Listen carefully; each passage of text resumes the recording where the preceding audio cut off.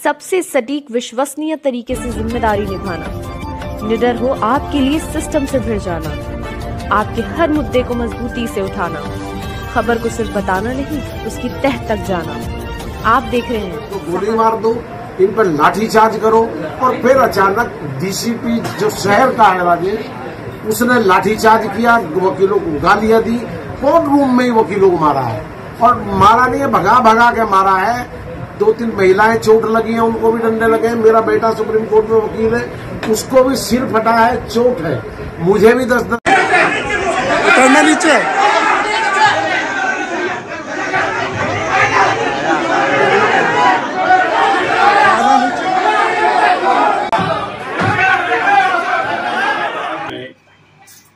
जज और वकीलों का झगड़ा अब उग्र रूप धारण करता जा रहा है और आरोप प्रत्यारोप का सिलसिला शुरू हो गया है। और जैसे कि आपको खबर मालूम होगी कि किस तरह से जज और वकील कोर्ट के अंदर आपस में भिड़ गए, फिर उसके बाद पुलिस ने लाठीचार्ज किया।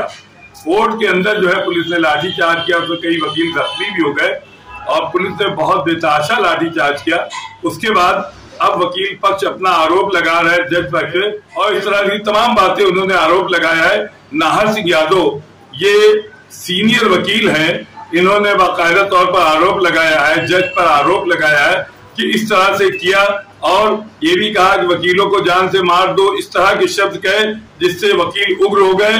और उग्र होने के बाद वो एक माहौल ऐसा लग रहा था कि जैसे आप कहीं अदालत में इंसाफ के कटहरे में नहीं खड़े, बल्कि सड़क पे जो लड़ाई होती है, जो आपस में जो लड़ते हैं लोग, जो लड़ाई देखी जाती है, वो जो है कोर्ट के अंदर लड़ाई जज के अंदर जो है रूम के अंदर देखी गई।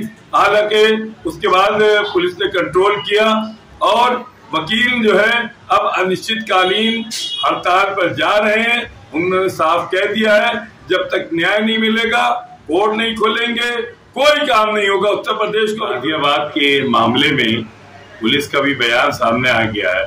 पुलिस का आरोप है कि सीनियर अधिवक्ता नाहर सिंह यादव और औरंगजेब और अभिषेक यादव, इनके द्वारा इस तरह से जो है वो उपद्रव किया गया, वहां पर जो है उत्तेजना फैलाई गई। उसके बाद ये बवाल हुआ है और उसके बाद पुलिस ने ये भी आरोप लगाया अधिवक्ताओं पर कि जब इनको चेंबर से निकालने की कोशिश की गई तो ये हिंसात्मक हो गए और बाहर निकलने के बाद वहां जो पुलिस चौकी थी उसमें तोड़फोड़ की और आग लगाई।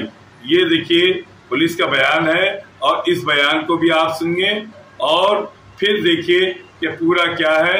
सहार टुडे आपको का बयान दिखा रहा है। आप सभी से निवेदन है चैनल को लाइक करें, सब्सक्राइब करें, मैसेज बॉक्स में जाके कमेंट जरूर लिखें। धन्यवाद।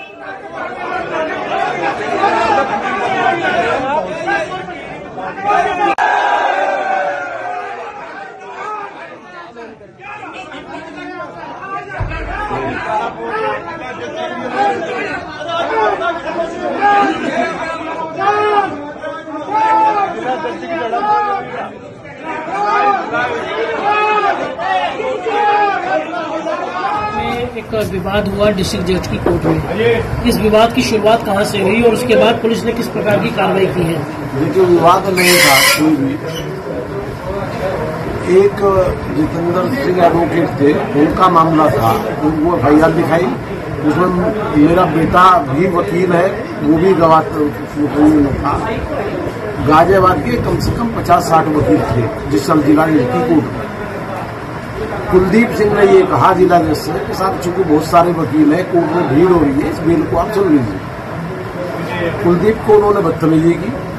जब बदतमीजी उन्होंने की तो मैंने ये कहा अगर आपके जज साहब आपकी फुर्सत अगर नहीं है, आप ज्यादा भेजिए तो इस बिल को कैंसिल कर ट्रांसफर कर दीजिए, किसी के यहाँ कर दीजिए जिसको आप चाहें, ये आप सुन लीजिए। तो मुझसे उन्होंने सीधे छुपते ही कहा कि मैं नहीं ट्रांसफर करूंगा, आप मेरा क्या कर लेंगे। आप होते को उन्होंने जितनी भी वो अभद्र भाषा इस्तेमाल कर सकता था और उसने यहाँ तक ही कहा कि मेरा आप क्या कर लेंगे। मैंने कहा ये प्रॉपर बात नहीं है, ना हम इस बात को सुनते हैं ना हम इस बात को करते हैं। ये जिला जज की लैंग्वेज नहीं है। जिला जज खड़े हो गए खड़े होने के बाद में उन्होंने कोट उतारना शुरू किया, उन्होंने बैंड खोलनी शुरू की। जिला जज के सारे अधिकारी कर्मचारी जिला जज की कोहली भर के अंदर ले जाने लगे, लेकिन उन्होंने वकीलों के साथ माँ की बहन की जो कर सकते थे कर रही। मैंने यहाँ तक कहा कि जिला जज अगर जज साहब आप अगर वकीलों के बीच में आ गए और गुस्से में कुछ हो गया तो फिर वो टॉलरेबल नहीं होगा, लिहाजा आप चले जाइए। उसके बहुत देर तक वकील वहीं बैठे रहे। जिला जज ने ये कहा वहीं खड़े होकर इनको गोली मार दो, इन पर लाठीचार्ज करो, और फिर अचानक डीसीपी जो शहर का है राजेश, उसने लाठीचार्ज किया, वकीलों को गालियां दी, कोर्ट रूम में ही वकीलों को मारा है।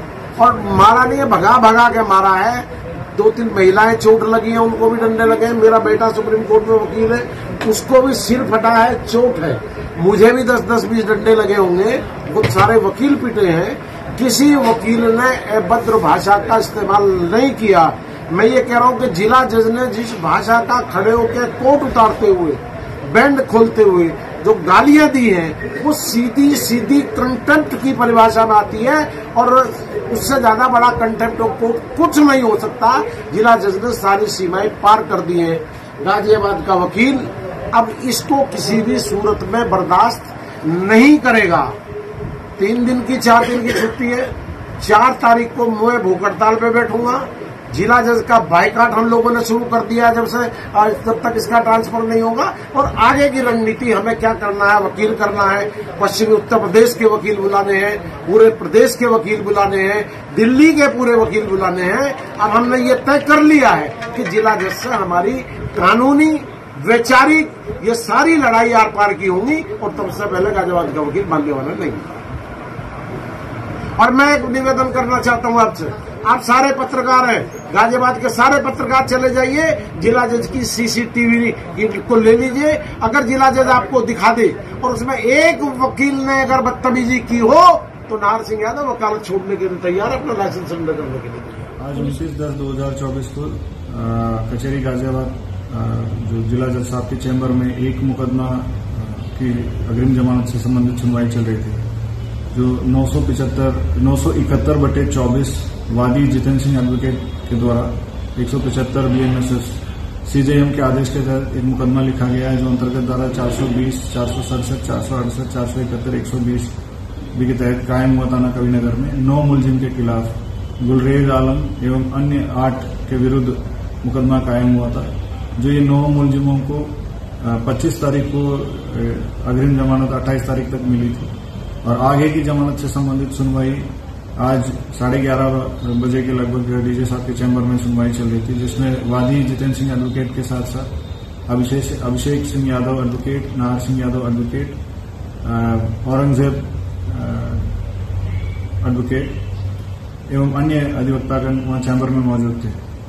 अग्रिम जमानत से रिलेटेड सुनवाई अन्य को ट्रांसफर कराने हेतु अधिवक्ता के द्वारा मांग की गई।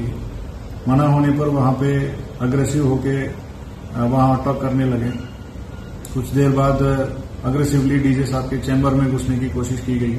इसी बीच में जो मौके पर मौजूद पुलिस फोर्स, जो डीसीपी सिटी, एसीपी कविनगर एवं अन्य जो फोर्स है, डीजे साहब को सुरक्षित किया गया है और अधिवक्ताओं से बीच से हटा के उनको अपने चैम्बर में भेजा गया है। इसी बीच में अधिवक्ताओं को बाहर निकलवाने की भी कोशिश हुई थी। जब पुलिस फोर्स डीजे साहब को सुरक्षित लेके अपना चैम्बर पे ले जा रहे थे, इसी मौके का फायदा उठा के अधिवक्ता नीचे स्थल पे पहुंचे और वहां पे जो चौकी पे मौजूद सामान, फर्नीचर वगैरह की तोड़फोड़ और आगजनी की घटना खारिज की गई है। इस संबंध में सारे सीसीटीवी फुटेज और अन्य बयान सब लिया जा रहा है। साक्ष्य के आधार पर अग्रिम कार्रवाई की जा रही है।